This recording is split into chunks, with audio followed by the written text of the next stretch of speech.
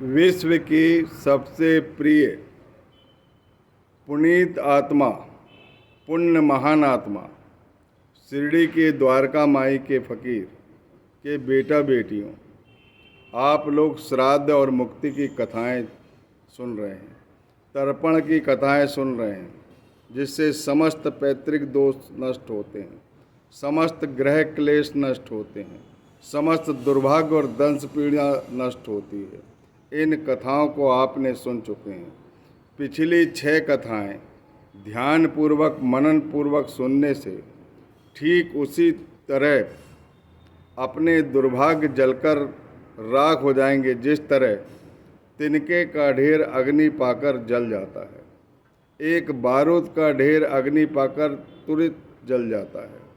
हे बेटा बेटियों, आ जाओ, 31वां उपद्वार चल रहा है, जिसमें आपने 6 लोगों की पुण्य कथाएं सुने हैं, जिसमें प्राणियों को भी मुक्ति दी है साईं नाथ महाराज। अब मैं एक ऐसे अनुभव की कथा सुना रहा हूँ जिसमें श्राद्ध का बहुत अधिक महत्व है। एक छिंदवाड़ा जिले की लड़की थी और उसका जो विवाह है सन 1987 और 1988 में एक MBBS डॉक्टर से हुआ था, और उनकी जो पोस्टिंग हुई थी, शादी के वक्त ही उनकी पोस्टिंग हुई थी सन 1987-88 में ही वो रेगुलर हुए थे। उन्हें छत्तीसगढ़ में बस्तर जिला दिया गया था, और उस समय मध्य प्रदेश और छत्तीसगढ़ दोनों एक ही थे। सन 1987-88 की ये बात है, और प्रेम पूर्वक उनका परिवार चल रहा था। लड़की का जो मायका पक्ष था वो गरीब परिवार से था, लोअर धन धान से ज़्यादा संपन्न नहीं थे, मजदूरी करके जीवन यापन करने वाले माता पिता थे। पंचायत में उनकी नौकरी थी, उनकी बेटी थी। वो बहुत अच्छा चल रहा था सब कुछ बस्तर जिले में, लेकिन एक बार 1 जून 1991 को, ये कथाएं मुझे बाद में पता चली लेकिन मैं पहले बता रहा हूँ, वो जबलपुर से रायपुर बस में बैठे हुए थे रायपुर जाने के लिए, और रायपुर से शायद अपना बस्तर जिला जाने वाले रहे होंगे। कांकेर बस थी, जबलपुर से एक कांकेर बस चलती थी, उस बस में बैठे थे। और ड्राइवर के जो लेफ्ट साइड सीट है, पुरानी जो सरकारी बसें रहती थी जिसमें 4 लोग बैठ जाते हैं, ड्राइवर तरफ मुख रहता है उनका, ड्राइवर के लेफ्ट साइड में वो सीट रहती थी, वहाँ उनको जगह मिली। तो डॉक्टर साहब सबसे आगे बैठे थे, उसके बाद उनकी पत्नी बैठी थी। पत्नी की गोद में एक नवजात शिशु भी था। पूरी रात भर बस चली, पूरी बस खचाखच भरी हुई थी, और करीब 5 बजे का वक्त था। कांकेर की जो टर्निंग है वो टर्निंग भी गुजर गई थी, शिल्पी घाटी बोलते हैं, उसमें वो टर्निंग से निकल चुकी थी गाड़ी। लेकिन बेमेतरा के पास आकर ड्राइवर का ब्रेक फेल हो जाता है, और ब्रेक फेल होने के कारण गाड़ी अनियंत्रित होने के पहले ड्राइवर तो कूद जाता है, और गाड़ी जो है एक खड़े ट्रक से टकरा जाती है, और इतनी भीषण टकराहट होती है कोने की, लेफ्ट साइड की, जिसका वर्णन करना संभव नहीं। डॉक्टर साहब जो है ड्राइवर के कांच जो रहती है सामने, जिससे देखकर वो गाड़ी चलाता है, वो कांच फूट जाती है और उससे वो बाहर फेंका जाती है। और जो लड़का माता की गोद में रहता है, शिशु रहता है, वो वहाँ गियर के पास फंसा हुआ रहता है, और जो माता होती है वो ड्राइवर की सीट के पीछे चली जाती है, और बहुत लोगों को चोट आती है। लेकिन दुर्भाग्य इस बात का था कि उस गाड़ी में सभी लोग तो बच जाते हैं इलाज करा के, लेकिन डॉक्टर साहब की मृत्यु हो जाती है। और वो 91 की बात है और 87-88 में उनकी शादी हुई थी। और उसी समय वो रेगुलर में हुए थे, एडाक की नौकरी कर रहे थे, उसी समय रेगुलर भी हुए। माता को जो चोट आई वो महीने भर अस्पताल में रही और शिशु को कोई चोट नहीं आई। और पिता की मृत्यु हो गई क्योंकि उनकी दोनों पसली टूट गई थी और लंग्स में भी इफेक्ट हुआ था, हार्ट में भी इफेक्ट हुआ था, उनके मुंह से खून निकल रहा था और स्पॉट पे ही उनकी मृत्यु हो गई थी, लेकिन अस्पताल तक उनको ले जाया गया था। इसके बाद की स्थिति, जब पत्नी सुधर गई तो मायके में जब रहती है वो और पति नहीं रहती तो कैसी दुर्दशा होती है, वो सब सहन कर रही थी। पिता का हृदय नहीं माना, अपनी लड़की को लेके वो मायके आ गए, यानी छिंदवाड़ा जिले ले आए। मायका उनका मंडला जिले का था और वो मायके में ही थी और मायके से उन्होंने छिंदवाड़ा जिले ले आए और लाकर उनका पालन पोषण करने लगे। और उनके पास कोई पैसा नहीं था, जो कुछ पैसा था 1.5-2 लाख रुपए उनके पास जो एकत्रित था, बस वही पैसा था और उसी पैसे में वो अपना जीवन यापन कर रही थी। ना तो उनकी पेंशन निर्धारित हुई थी, ना तो अनुकंपा नियुक्ति मिली। अनुकंपा नियुक्ति के लिए अनेक जनप्रतिनिधियों का उन्होंने सहारा लिया, लेकिन सब राजधानी जाते थे और लौटकर चले आते थे, फाइल चल रही। इसके बाद उन्होंने एक पढ़े लिखे आदमी को भी पकड़ा, लेकिन वो भी जब भी जाते थे और वल्लभ भवन सतपुड़ा के चक्कर लगा के चले आते थे। क्या करते थे नहीं मालूम। 5 साल में उसका पैसा जितना जोड़ा हुआ था वो सारा पैसा खत्म हो गया, लेकिन लड़की को नौकरी नहीं मिली, जबकि पति की मृत्यु के बाद अनुकंपा नियुक्ति की पात्रता रहती और वो MBBS डॉक्टर थे। सन 1996 में मैं बोर्ड परीक्षा का इंचार्ज था और लड़की के पिता किसी मेडिकल की दुकान पे गए थे और वहाँ पर अपनी व्यथा सुना रहे थे, तो उन्होंने बता दिया कि चौरसिया सर से मिल लीजिए, वो बेचारे काम करा के लाएंगे और पैसे देने की कोई चर्चा नहीं करेंगे। उन्होंने मेरी प्रशंसा की और वो त्वरित वो आते नहीं मेरे पास, क्योंकि उनके जो जाने वाले जो दलाल अलाल थे वो किसी कारणवश मिल नहीं पा रहे थे या कोई काम में फंसे हुए थे, तो उन्होंने ये भी चर्चा बताई थी और ये चर्चा बताने के बाद उनने सबसे अच्छा ऑप्शन मेरा नाम लेकर दिया। वो मेरे पास आए, मैंने बोला भैया मैं अभी बोर्ड परीक्षा का एग्जामिनर हूँ और 30 अप्रैल तक बिल्कुल फुर्सत नहीं रहेगी मेरी। इसके बाद वो अपनी लड़की और अपने भाई को भी लेके आए और लड़की ने पूरा वृतांत मुझे सुनाया। उसकी आंख में आंसू भरे हुए थे, हृदय में बहुत अधिक वेदना थी। जिसका पति MBBS डॉक्टर हो, जिसकी प्राइवेट प्रैक्टिस अच्छी चलती हो और अचानक मृत्यु हो जाए और एक गरीब परिवार की लड़की बेसहारा हो जाए और ससुराल वाले रखना ना चाहे और मायके वाले भी कितने दिन रखेंगे, वो भी मजदूर परिवार के थे, उनको भी सोचना समझना पड़ता था। वो भी अपना घर किसी तरह चलाते थे।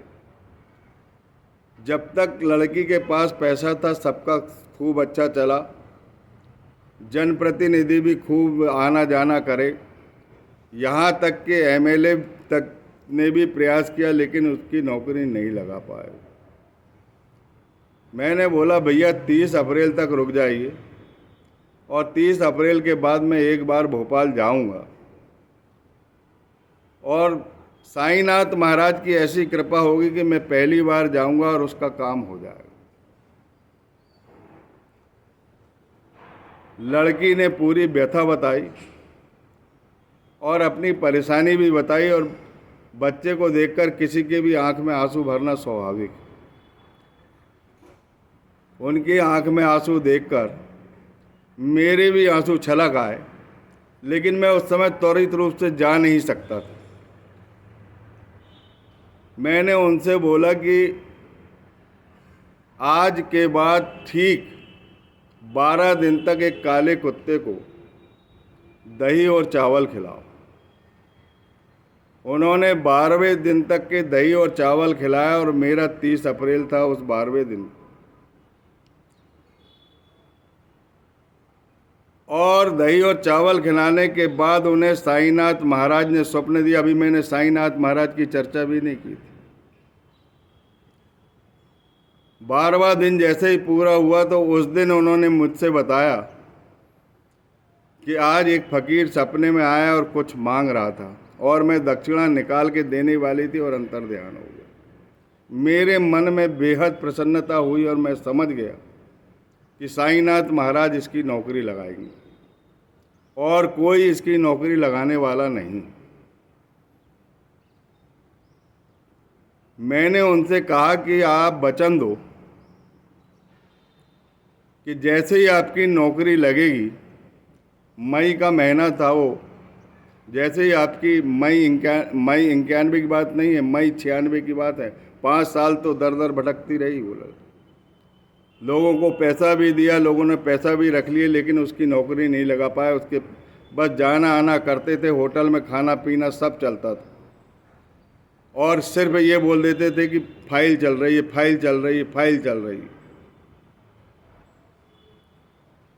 मैंने उनसे बोला कि मुझे एक वचन दो कि जब भी तुम्हारी नौकरी लगेगी तो मैं शिरडी जाऊंगी और शिरडी जाके बाबा के दर्शन करूंगी और नीम के पेड़ की परिक्रमा लगाऊंगी। हालांकि मैंने उन्हें पूरे नीम के पेड़ का महत्व नहीं बताया था, कुछ नहीं बताया था, सिर्फ इतनी मन्नत करने के लिए कहा था। और उन्होंने उसी दिन मन्नत कर ली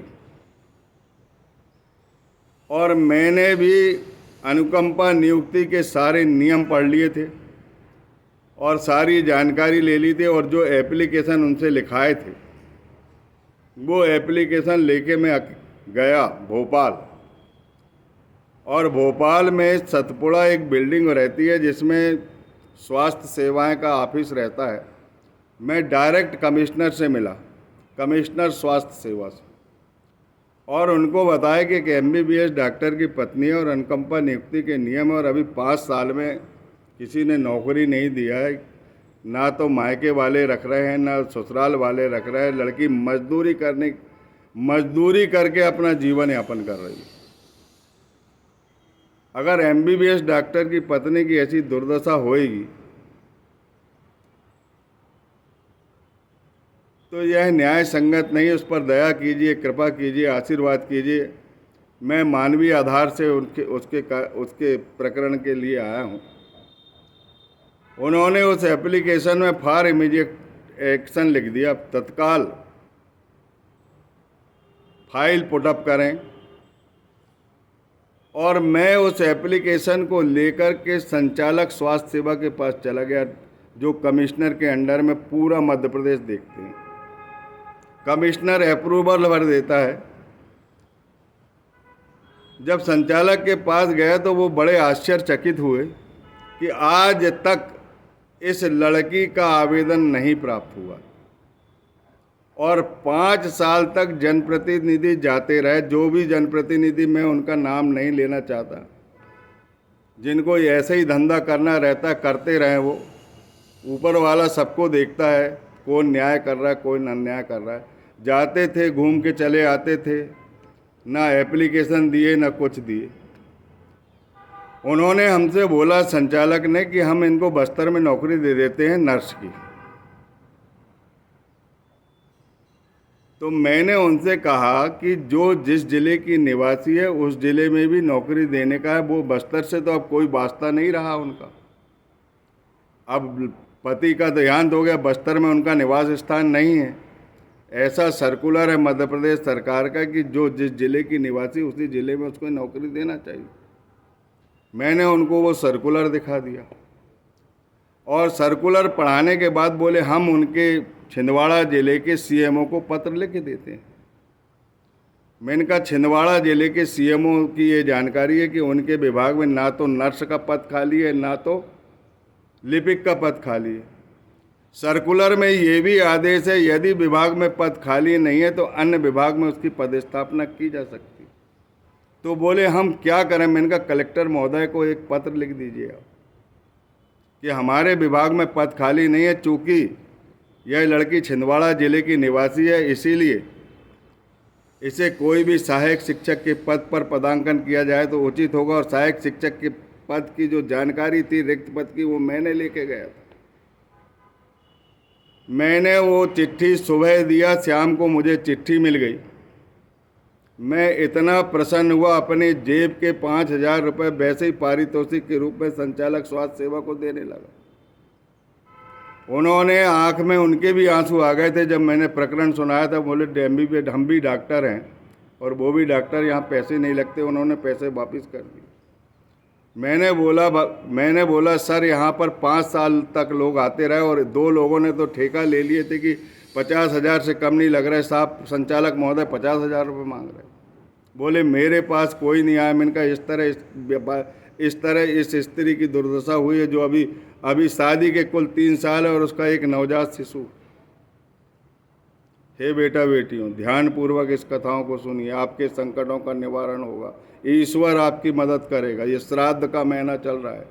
12 दिन उन्होंने केवल काले कुत्ते को दही खिलाई थी और सभी प्रतिकूल दशाएं अनुकूल दशाएं में परिवर्तित हो गई।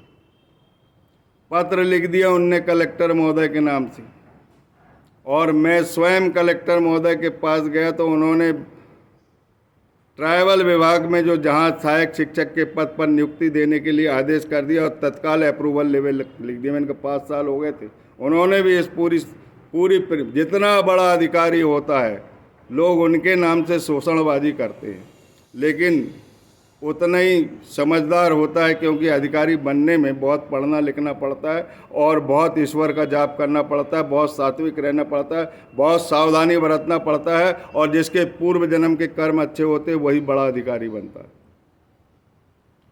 उन्होंने तुरंत लिख दिया। तीसरे दिन ऑर्डर हो गया। जहाँ की रहने वाली थी वो उसी जगह पर उसी हाई स्कूल में उसको पदस्थ कर दिया। फिर मैंने उनसे कहा कि अब सुबह से शीघ्रम जो मन्नत की है उसे पूरी करो और जब तक के शिरडी नहीं जा रहे तब तक के दही और चावल फिर खिलाना चालू करो। उन्होंने दही और चावल खिलाना चालू कर दिया और जल्दी से साईनाथ महाराज ने उस बेटी को वहाँ पर बुला लिया। बुलाने के बाद उसको बहुत तृप्ति हुई। वही फकीर के दर्शन हुए जो सपने में उन्होंने देखी थी, क्योंकि साईनाथ महाराज को वो लोग नहीं जानते थे, ना ही उनके घर में पूजा पाठ होती थी। केवल उन्हें फकीर के रूप में दर्शन दिए और भिक्षा की झोली पहनाई, हाथ फैलाया और वो पैसा निकाल के देने वाली थी और उसके अंतर ध्यान हो गए। उनने अपनी मन्नत तो पूरी कर ली, लेकिन एक काम साईनाथ महाराज ने और कर दिया।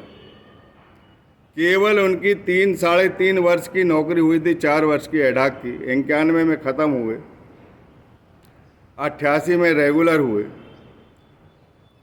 अब 4 साल की नौकरी में पेंशन नहीं मिलने वाली थी। मैंने बोला साईनाथ महाराज कुछ मदद करो, कोई सर्कुलर मुझे ऐसा दिखा दो कि इनकी पेंशन बन जाए। मैंने पेंशन की किताब पढ़ा, उसमें मुझे एक सर्कुलर मिल गया कि जिनकी एडहॉक की सर्विस है और रेगुलर जो सर्विस है, दोनों मिलाकर अगर 5 साल से ऊपर नौकरी हो जाती है तो उसे पेंशन की पात्रता रहती। मैं बहुत प्रसन्न हुआ उस पत्र को पढ़कर और फिर एक बार भोपाल आया, पेंशन शाखा में गया और इस पत्र को बताया। और इस पत्र को बताने के बाद उन्होंने पेंशन निर्धारण के लिए कोष एंड लेखा रायपुर को लिख दिया और रायपुर भी जाकर उनकी पेंशन भी निर्धारित कर। बात यही नहीं रुकी। उनके शिशु जैसे जैसे उनका शिशु 5 साल का हुआ, वो KG 1 से KG 2 में आया। मैंने बोला उस कुत्ते को खिलाना बंद मत करो, अब खिलाते ही जाओ। उन्होंने 12 वर्ष तक खिलाया और जैसे ही 12 वर्ष पूर्ण हुए उस दिन दशहरा था। बाबा की पुण्यतिथि थी और उस कुत्ते ने देह त्याग कर दिया। 12 वर्ष तक उन्होंने दही चावल, जो भी दही चावल अगर टूट जाता था तो कुछ ना कुछ खिलाते थे, खिलाते जरूर थे लेकिन अधिकतर दही चावल खिलाते थे। और उसने 12 वर्ष के बाद अपना देह त्याग कर दिया और सारे क्लेश, सारी दंश पीड़ा, सारी वेदना, सारे कष्ट, सारे दुर्भाग्य सब अपने साथ ले गया और आज वो प्रसन्न है। और उनका जो लड़का है कंप्यूटर में मैनेजमेंट किया था तो आज कंप्यूटर मैनेजर है और पुणे में आज हेड है। हे बेटा बेटियों, ध्यानपूर्वक इस कथा को सुनिए, आपका कल्याण होने वाला है। आपके घर में जो भी कष्ट हैं इस कथा को सुनकर आप सब कृतार्थ हो जाएंगे। एक MBBS डॉक्टर की पत्नी जिसे ना तो ससुराल में सहारा मिल रहा था ना मायके में सहारा मिल रहा था, दर दर की भटक रही थी, लोग काम नहीं दे रहे थे, उसे मजदूरी तक नहीं मिल रही थी। आज साईनाथ की कृपा से उसके पास सब कुछ है और वो साईं की बेटी है। इसीलिए साईं की बेटा बेटी बनो और आशीर्वाद प्राप्त करो।